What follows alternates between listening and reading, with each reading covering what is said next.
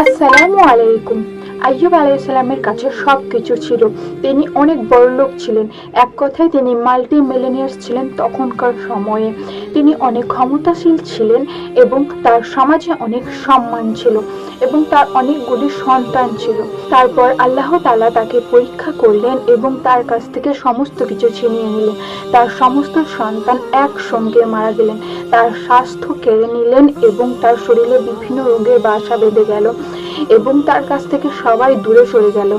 এক সময় তার স্ত্রী রানীর মতো ছিলেন, সেই স্ত্রীকে নিজের চুল বিক্রি করতে হয়েছিল কিছু টাকার জন্য।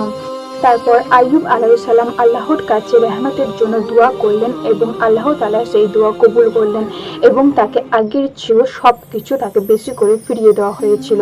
তাই কঠিন সময়ে বা বিপদের সময়ে আল্লাহর কাছে নাফরমানি না করে আল্লাহর কাছে শুকর আদায় করেন এবং দোয়া করেন। আল্লাহ এক সেকেন্ডের মধ্যে সবকিছু পাল্টে দিতে পারে।